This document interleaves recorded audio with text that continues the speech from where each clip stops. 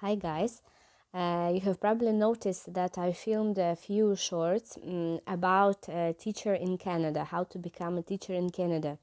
The reason why I made those shorts is that because I'm doing this, I'm preparing for moving to Canada, and most probably I hope I would work in education in Canada. I really hope so. And so I have found out a list of documents that I have to prepare and things that I will need in Canada, and I would like them to be ready now before I left, so that I would have more time for other things like work and settlement and all that.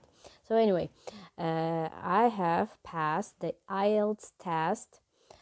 It's just a general training, not academic.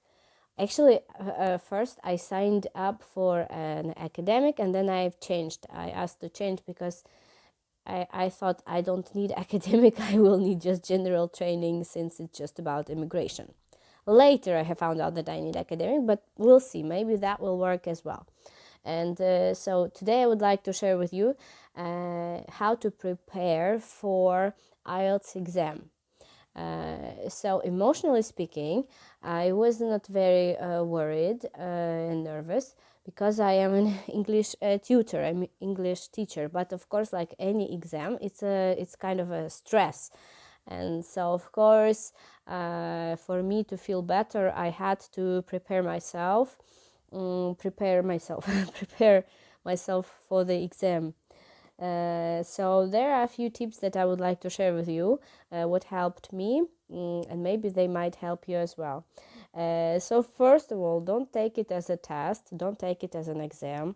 Just have this attitude to this, that that you are just curious to know your level, that you are curious what are you, what grades should you have. It's just actually for you also to know what level are you.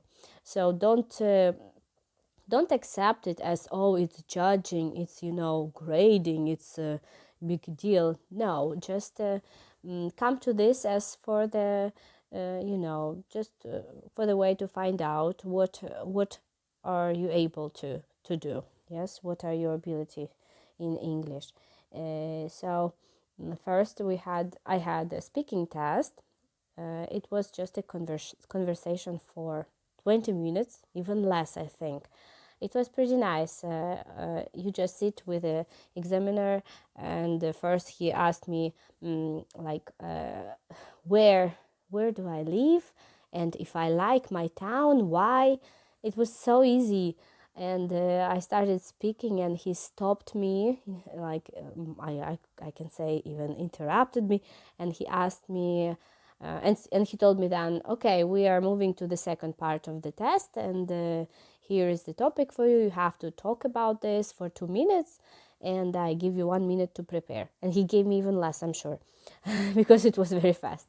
But anyway, when you receive that card with the topic that you have to talk about, he will also give you a page, empty a piece of paper and a pen, and just make notes. Just do the brainstorming. Everything that comes to your mind about this topic, just write it down. Even words, points, whatever, numbers, whatever. Everything that comes to your mind, just write it down and make sure that you cover all the tasks that is in that task. Because I was given a task to tell about a friend that I know from abroad who had a big influence on me. And there are also 3 points included that I have to tell about his background. I had to tell what exactly I have learned from him, and something else. And there were 3 points that I had to cover. So it's not just my general things that whatever come to my mind, but I had to keep it close to the task. So make sure you also pay attention to that. Now, also, when you come to that place where you will have the exam, just relax. Yes, I think I'm lucky because the school that I had this exam, it was very nice, very comfortable, very cozy. It's my exam was in Gdańsk, Poland, in one of the language schools, and it's an ancient building. It just looked awesome. I loved the place most of all. I was so excited about the place. Now, as for preparation, I would say I signed up for the exam 2 weeks before exam. I don't know the results yet, but I'm sure that everything went pretty well because general training is not that difficult. And so I had only 2 weeks to prepare, and I knew that I have to do something to feel better, and not to feel nervous. So first of all, I knew that I need to find out how does this exam look like, and I bought the exam from the British Council page, and they gave me a entrance code to my private room where I had tasks and practice tests, and I went through those practice tests, just writing, reading, whatever I could do without speaking and recording myself. As for recording myself, I have been practicing that already because I've been filming videos on YouTube, and so that was already a big deal. And I knew that I think I will do well on that, but I needed to know how do the tasks look like, and I wanted to know how difficult are those texts and exercises and tasks, whatever. And so yes, I did all the tests on the British Council page. There are not many of them that were given, that I had entrance code to, just for a few. And then also I had a book in English that I started to read immediately, and I didn't finish the book, but yet I've been reading it before the exam, like few days few days before the exam. Oh my gosh. And then also as for speaking, I actually perform speaking classes with my students, and so I know how speaking class look like, and I was sure that I will do it well. I just needed to know the structure, and so these tests on British Council page helped me. And then also and series on Netflix, I have watched a series for ladies. I don't remember the name of it, but only in English with English subtitles, so that I would be so that I would dive into English more. And sometimes when you hear a lot, and it's like somehow it's already in your head, and you can remember it. But if you don't dive into English every day, if you just write but you don't listen, or if you listen or you don't write or don't read, sometimes it doesn't work, and you can't remember when it's time of the exam. So I tried to to do this immersion into English as much as possible every day, so that at the moment when I would feel panicking or nervous, the words that I've heard many, many times would come to my mind anyway, despite that condition, emotional condition. But never of this happened. I felt very comfortable, very, relaxed, I would say. I didn't feel nervous. The only thing that second part of the exam, it was about, it was listening, reading, and writing, and it was very, very long. It was like 3 hours, even more, and I was very exhausted at the end. It was also in the morning. I didn't sleep well. I didn't eat my breakfast. This is unfortunately, I don't know why I didn't sleep well, though I knew that there is nothing I can do now. I just have to sleep and relax and rest, but I couldn't. So I didn't sleep well at night, and I wasn't hungry. I didn't eat my breakfast, and by the time I came to the exam, I was already hungry.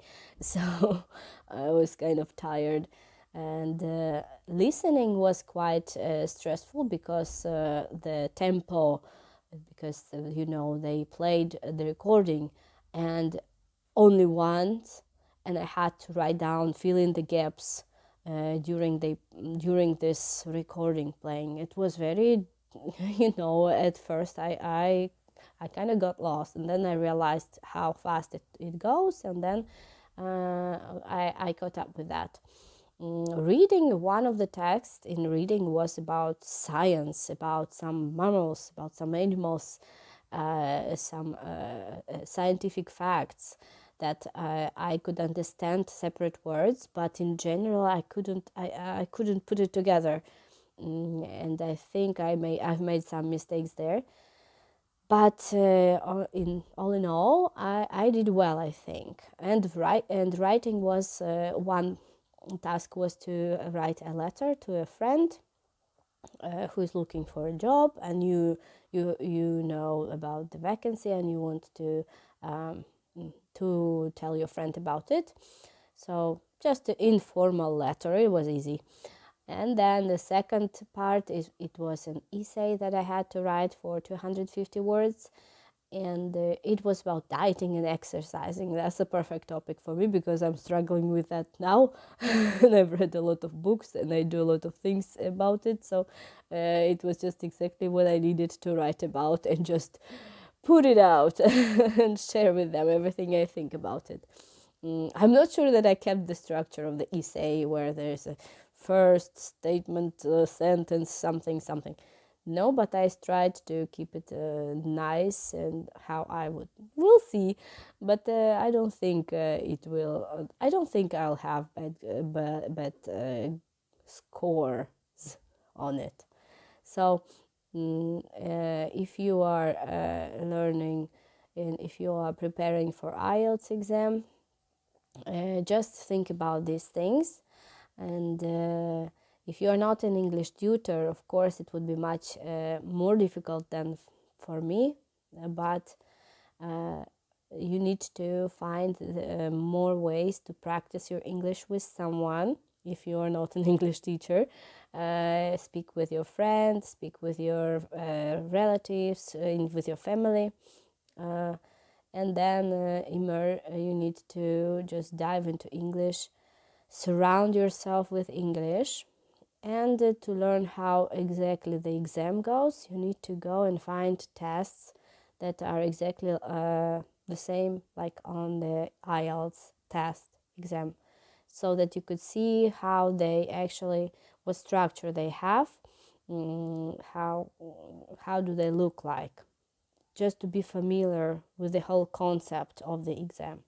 And then, if you know what to be ready for, the only thing you could do is just to expand your vocabulary bank, to learn more words, and to listen to English, so that you would know how these words are connected with each other, how to make sentences. But I'm sure if you go to IELTS exam, you already know the grammar. The only thing that you need is vocabulary. So vocabulary you can pick up from series, books, maybe some friends, foreign friends who speak English, and that's it.